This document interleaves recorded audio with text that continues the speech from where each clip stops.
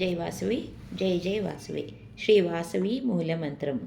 ఓం హ్రీం శ్రీం క్లీం ఐం గ్లౌం వం వాసవి కన్యకే మహ్యం సర్వసౌభాగ్యం దేహి దేహి స్వాహా.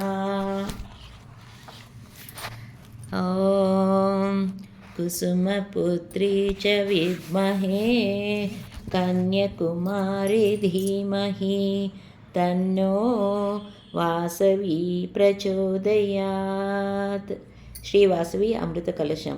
శ్రీ వాసవి కన్య పురాణ గాథ 34వ అధ్యాయం.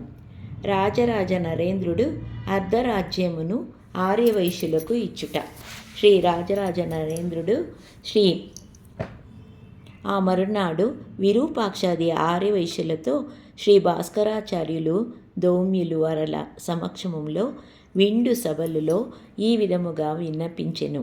ఆర్యవైశ్యులారా, ఎవరికైనను మరణము తప్పదు. మరణమునకు మించిన ప్రాయశ్చిత్తము మరొకటి లేదు. మా తండ్రి మీకొనర్చిన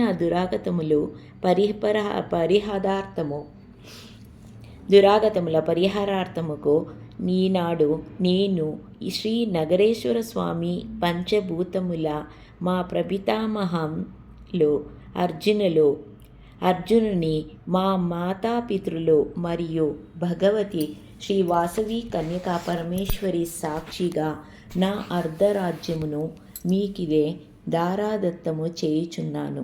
మీరు స్వీకరించుడు. అలాగే మీ 18 నగరములను మీరు సర్వం సహా స్వతంత్రముగా పరిపాలించుకొనుడు అని పలికెను.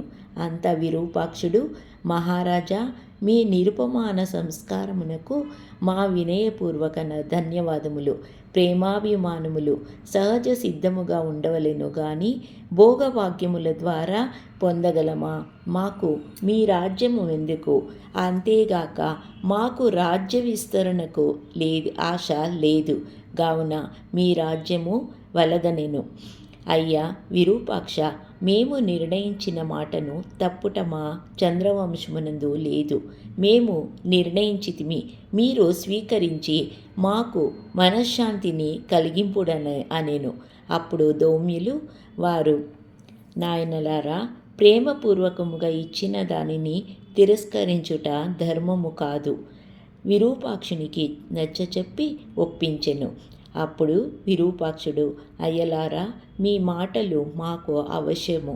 శిరోధార్యములు చక్రవర్తులిచ్చిన అర్ధరాజ్యమును శ్రీ వాసవి కన్యకాంబ పేరిట పట్టాభిషేకము చేసి నేను కేవలము వారి ప్రతినిధిగా సేవ అనెను. అందులకు అందరూ ఇది కడు సమంజసమని అంగీకరించిరి.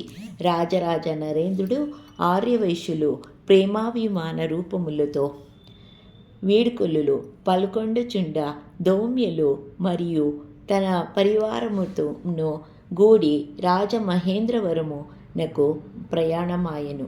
శ్రీ వాసవి మంత్రమును దౌమ్యుల వారు రాజరాజ నరేంద్రునికి ఉపదేశించుట.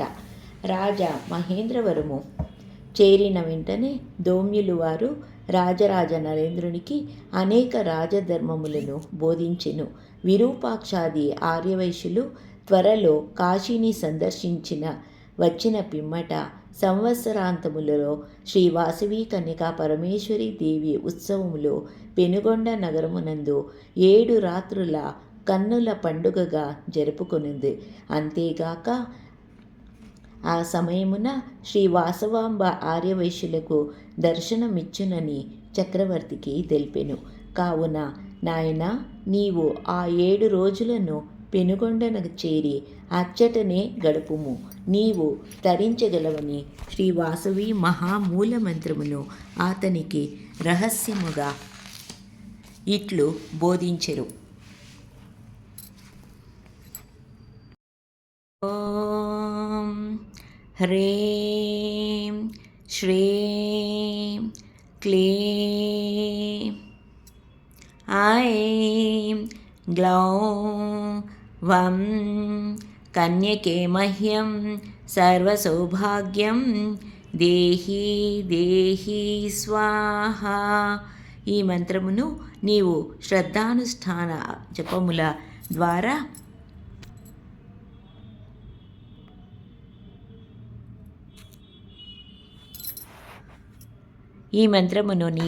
శ్రద్ధానుష్ఠాన జపముల ద్వారా అనునిత్యము ఆచరించి ఆ వాసవి భగవతిని ప్రసన్నము చేసుకొనుము.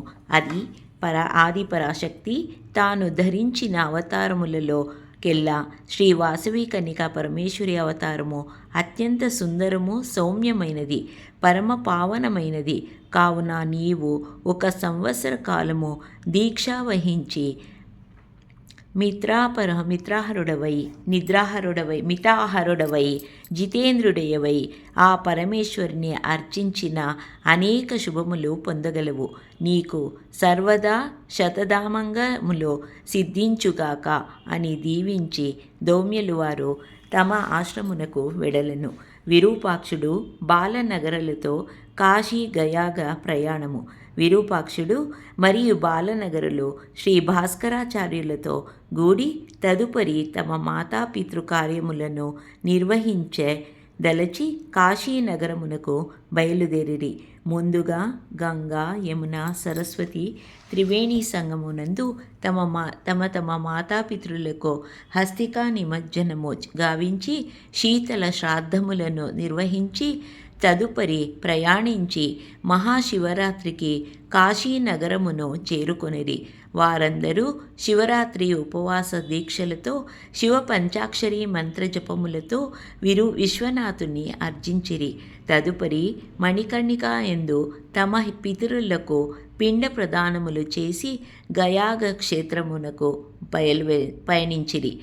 అచ్చట ఫల్గుణీ నది యందు స్నానములు ఆచరించి తమ తల్లిదండ్రులకు శ్రాద్ధకర్మలను చేసి శ్రీ విష్ణు పాదముపై పిండ ప్రదానములు గావించిరి.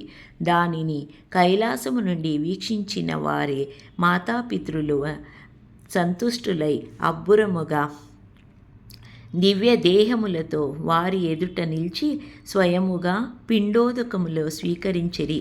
అప్పుడు వారు విరూపాక్ష బాలనగరులకిట్లు బోధలు చేసిరి.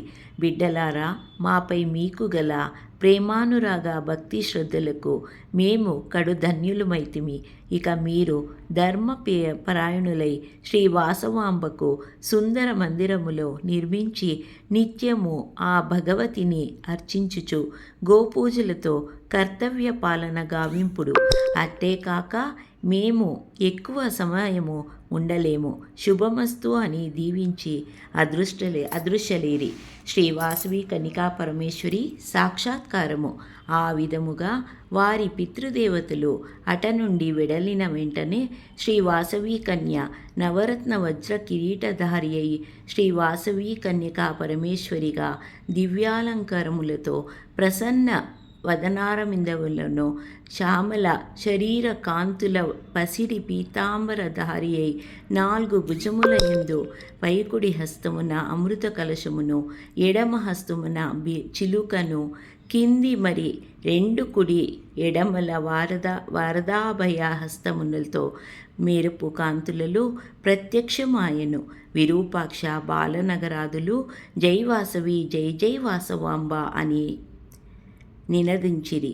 అప్పుడు శ్రీవాసవి సోదరులారా, మీరు తల్లిదండ్రులపైన మరియు నాపై నిర్వహించిన కార్యక్రమములు నాకు అమితానందమును గూర్చినవి.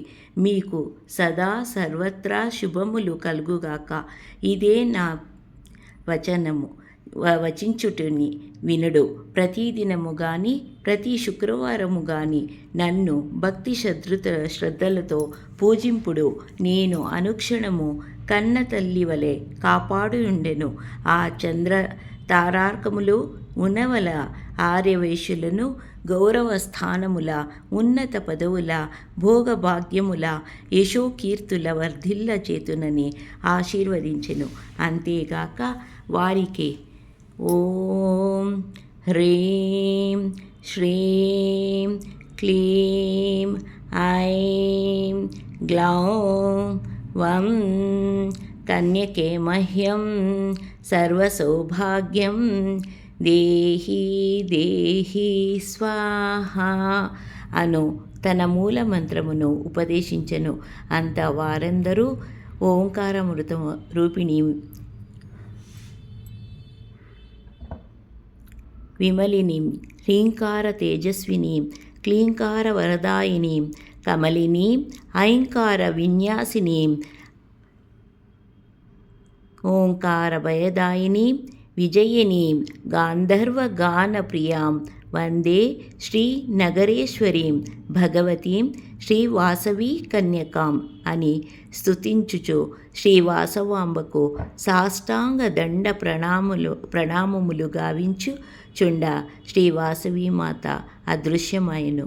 తరువాత విరూపాక్ష బాలనగరాదులు తిరుగు ప్రయాణము సాగించుచు శ్రీ సాలంకాయన మహర్షి ఆశ్రమమును దర్శించిరి. వారి దివ్య ప్రవచనముల ద్వారా తమ పూర్వీకుల చరిత్రను తెలుసుకుని వారు పెనుగొండ నగరమును చేరుకొనిరి. ఓం తస్సత్. 33వ అధ్యాయం సంపూర్ణం. జై వాసవి. జై జై వాసవి.